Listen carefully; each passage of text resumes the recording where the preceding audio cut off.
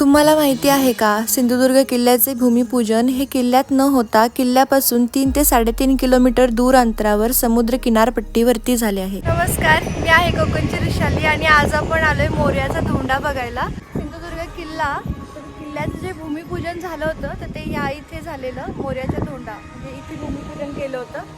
तर चला बघूया आपण. असे म्हणतात, सिंधुदुर्ग किल्ला पाहायचा असेल तर त्याआधी मोर्याचा धोंडा पाहायचा असतो. तर मोर्याचा धोंडा म्हणजे काय?